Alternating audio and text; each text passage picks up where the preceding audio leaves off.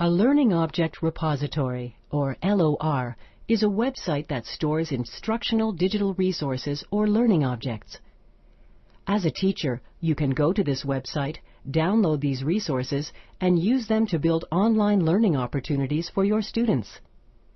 Unlike a library where you just borrow items created by others, a Learning Object Repository allows you to also upload the learning objects that you've created so that others can use them.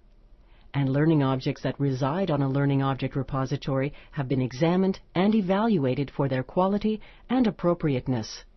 The most effective learning object repositories are not simply storage facilities.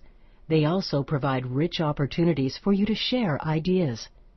By having a place where users can post comments on each item in the collection, engage in an exchange of ideas with other members, and participate in rating learning objects, participants become part of a community of practice. Another important rationale for learning object repositories is to reduce the duplication of work. Consider that many English language teachers develop their own interactive exercises to teach the same concept. For example, the present perfect tense. If you search the web for present perfect exercises, a search engine typically returns several 100,000 hits.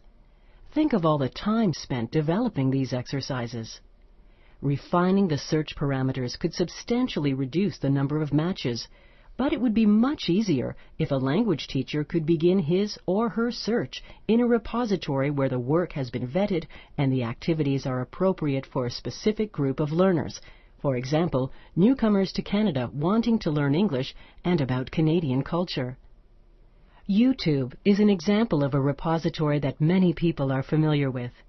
YouTube is a collection of online videos that has some common elements with many learning object repositories, such as you have to register and get a password.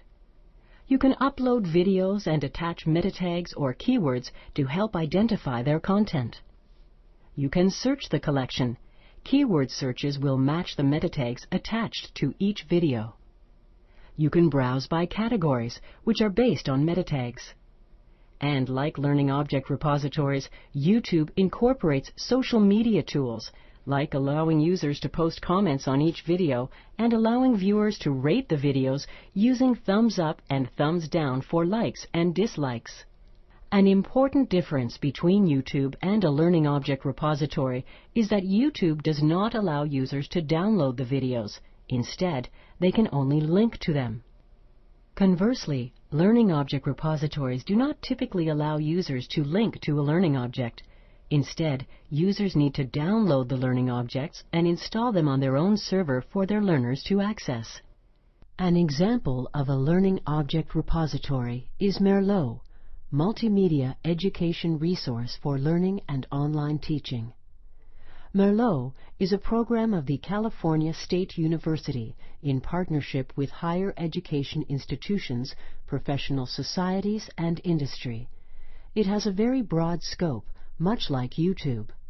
It stores learning objects across many academic disciplines. Basic Academic Skills is a LOR with a more narrowly defined focus.